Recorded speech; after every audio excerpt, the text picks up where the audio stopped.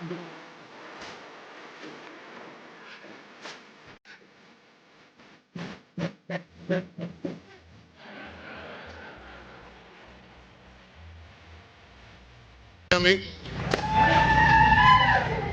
Yeah, shut the fuck up. I'm just kidding. That's my family in the back.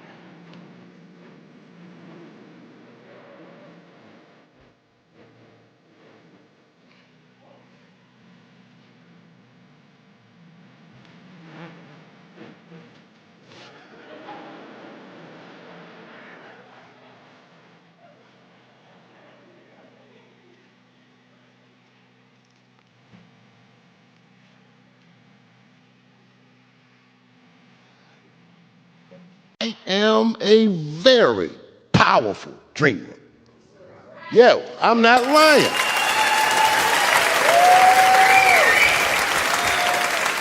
I dreamed tonight, this very night, as a 14-year-old boy, and I am living it as a 50-year-old man. My dreams are very strong. Today, I walked all around Washington. I used to be poor in this city, and all day people just said, hey, Dave, like they knew me personally, and I felt like I knew them. And I say to myself, my God, Dave, what a powerful dream. But then sometimes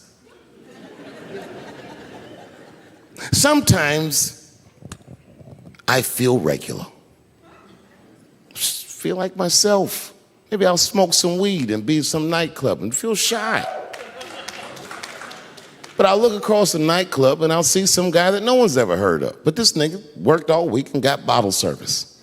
And his bitches bringing Moet with sparklers to him. And I picture in my mind he's Persian. He's doing some kind of weird Persian dance. And he got 6 bitches at his table because he got so much liquor, and they all call him saying, go Cena, go Cena. And I'll be looking across the room like, oh my God, I'm in that guy's dream. I can hear him telling his friends, hey, how was the club last night? Man, that shit was fantastic. I had bottle service. I seen Dave Chappelle across the club looking at me like, ooh, who was that? And that's the trick to life. You have to be wise enough to know when you were living in your dream. And you have to be humble enough to accept when you're in someone else's. It's why I don't judge between Will Smith and Chris Rock, because you guys look at them as big ideas, but I look at them as fellow dreamers. I can't judge between them because I see myself in both of them. I am Will Smith. I am the man that cannot take it anymore and will slap the shit out of the next person that says a crossword to me or somebody that I love. And I am Chris Rock. I am the man that can get slapped in front of the whole world and keep my composure so I don't fuck anything. But the minute he walked in that party, I knew I was in his dream. Everybody in the party was another dreamer. Everyone was famous, but when that nigga walked in, he was dressed like C-3PO. He was shining.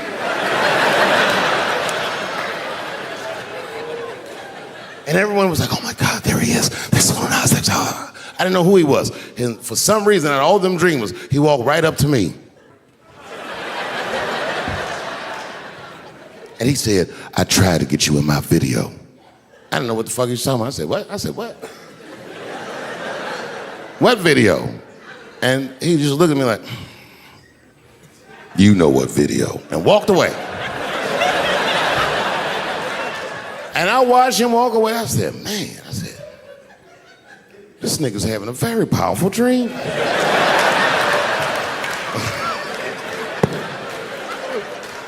You know what it reminded me of? It reminded me of when we was in grade school. Remember in grade school, the teacher would ask everybody what they want to be? Timmy, what do you want to be when you grow up? And Timmy acted like he had an idea. He'd stand up, he'd say, I want to be a fireman.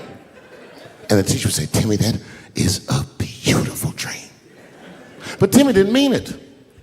Timmy said he wanted to be a fireman because deep down, Timmy's attracted to fire. And by the time he's 14 years old, this nigga's a full-blown pyromaniac, playing with kerosene and matches like a goddamn expert. And then one night he goes downtown with his buddies, fucking around with fire, and burns a warehouse down. And he doesn't know it, but there's 13 migrant workers from El Salvador, and they're in that motherfucker. They get trapped, and then they die in the fire. Isn't that a tragedy? It was an accident. He's only 14 years old, but he's black. So they try him as an adult. And Timmy ends up spending the rest of his life in jail. Dream deferred. Burp, burp.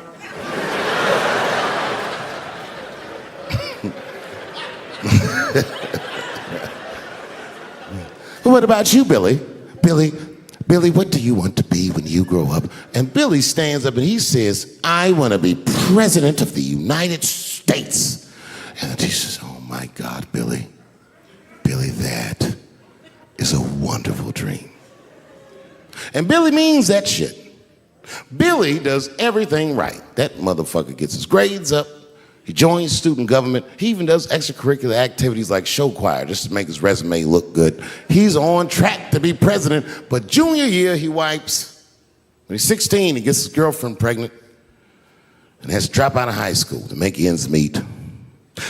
But lucky for him, the local Walmart's hiring. By the time he's 20 years old, this motherfucker makes assistant manager at Walmart. He's the youngest one in the district. He says, oh my God, if I can keep this up for 4 more years, I could be a manager. And if I can keep this up for 6 more years after that, I could even be a regional manager and have as many as 3 Walmarts under my control. And he's a big picture guy. He sees where this path is going, so he kills himself.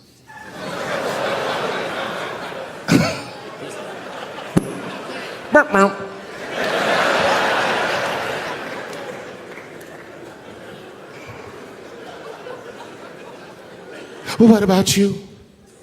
What do you want to be when you grow up? I don't want to say, because I don't want the other kids to laugh at me. Who cares if they laugh? Your dream is yours. Own your dream so they can come true. Say it loud and proud. What do you want to be when you grow up? Lil Nas X. That nigga stood up in front of the whole class. I want to be the gayest nigga that ever lived. I want to do a music video and slide down a stripper pole all the way to the depths of hell and suck the devil's dick at 10 o'clock on BET while all the kids are awake and can see me. Shockingly, that was the only dream that worked out.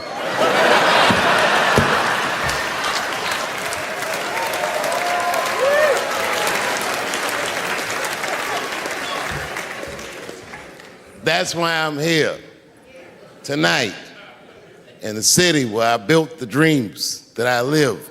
Because I wanted to tell you all that they came true. And I wanted to thank you all for making the man that I am today.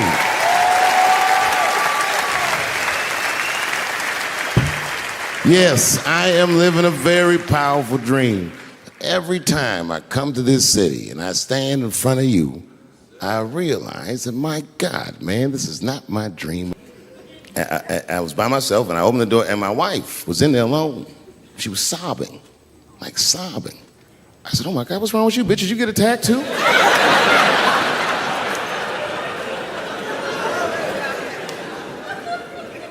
And she's crying. She said, oh my God, David.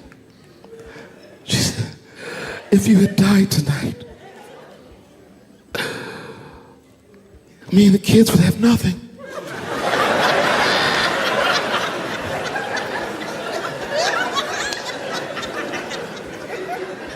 Then I knew it was serious. So I sat down on the bed next to her. And I reached in my pocket, I pulled some keys out that she'd never seen before.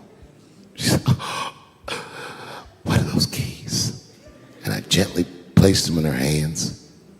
I said, sweetheart, those are the keys to my safe deposit box.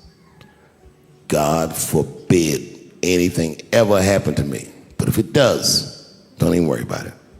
You and the kids have everything you need in that box. I've already taken care of it. And she was looking at them keys, and I could see her mind realize what we were actually talking about. And then she just started crying harder. And to be honest with you, that made me cry a little bit too. And we hugged each other real tight.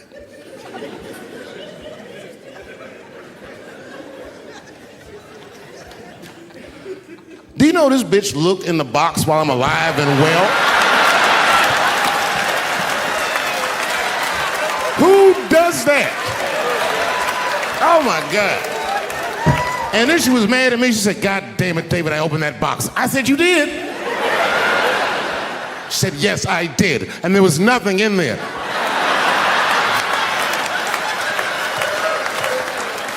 I said, nothing? Oh.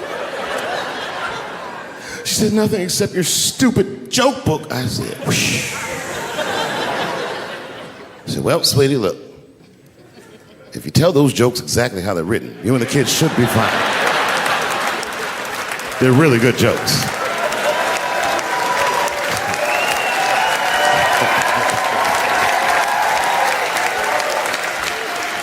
She's like, good jokes? What is this shit? Come join me in my watery grave. No, you gotta roll your throat. Join me in my watery grave.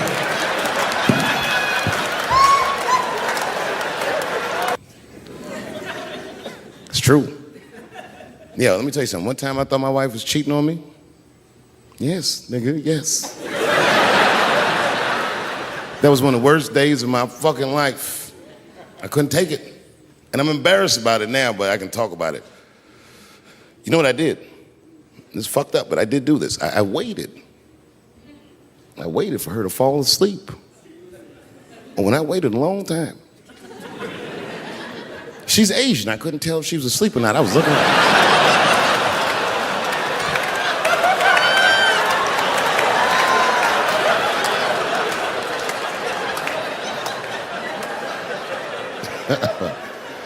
And when I was sure she was asleep, you know what I did? I stole the iPhone, took it downstairs and started trying out passwords to see if I could open it. I couldn't figure out the password. Then I remembered it's iPhone. This shit has facial recognition. I was just like, oh. And that shit opened right up.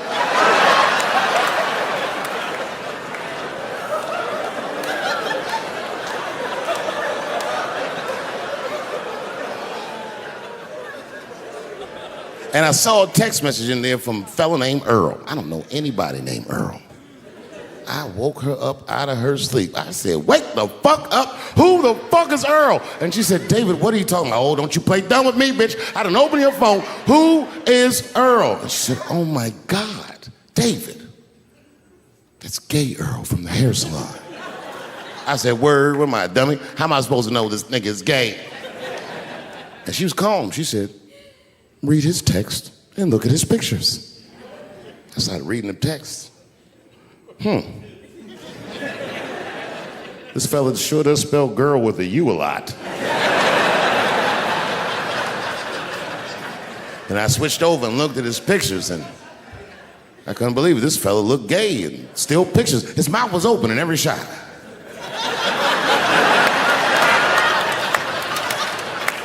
And then I knew she was telling the truth. And then I felt like dumb. I said, I'm sorry. I'm sorry. Okay, I'm sorry. Here, take your phone. I'm sorry, just go back to sleep. I'm sorry, I guess I just been insecure because all this cheating I've been doing. Good night.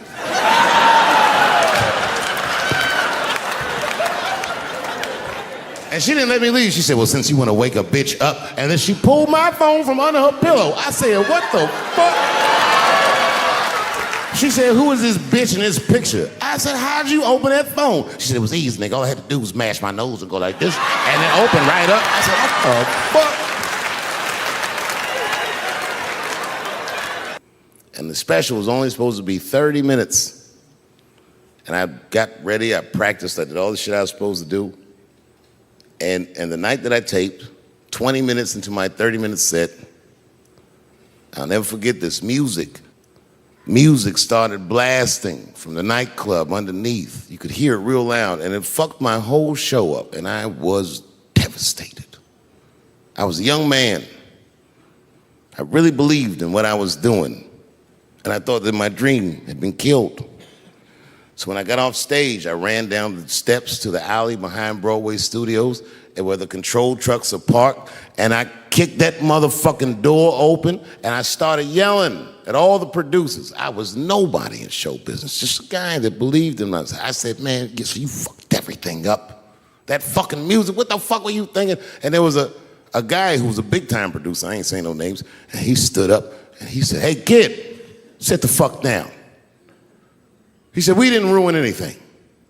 He said, we made a deal with that nightclub to not play music, and they didn't honor the deal.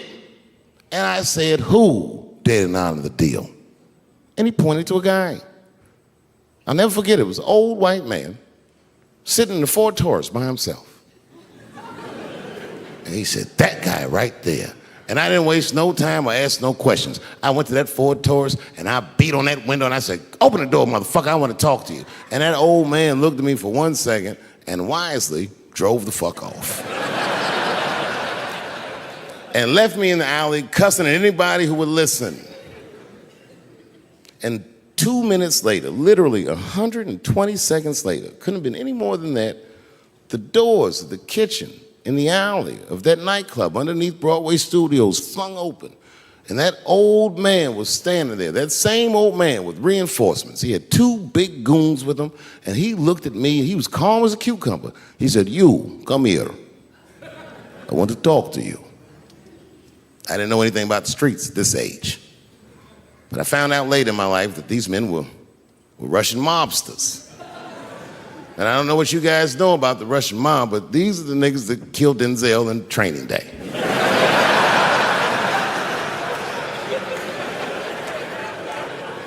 And all the producers knew what I was up against. They said, Dave, do not go in there. And I said, fuck y'all. And I walked right into that kitchen, and they closed the doors behind me, and it got dark as fuck in there. And I knew, I'm not dumb, I knew I was in a bad situation.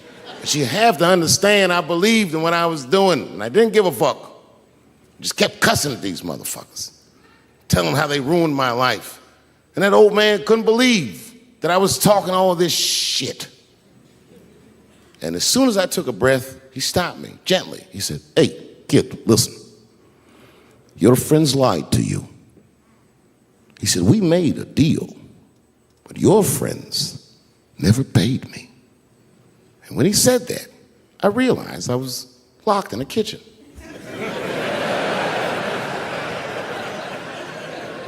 I realized he was telling the truth, which would make me wrong. And the very moment that I realized I was wrong, for the first time, I was afraid. You see, it's a funny thing if you believe you're absolutely right. You can get drunk off the feeling of how right you are. That's why gay people are so mean.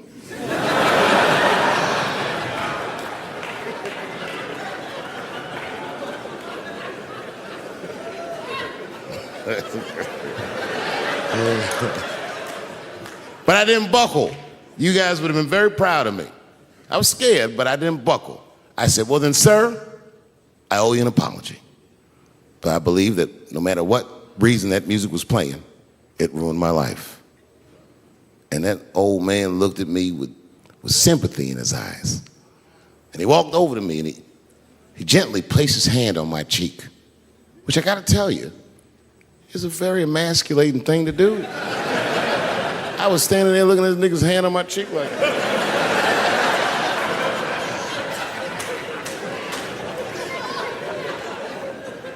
And he said, you are a real man. And he tapped me on my cheek. Real soft. Just like that. The doors opened back up. The light from the alley flooded into the kitchen. And I just walked out alive. I lived to fight another day.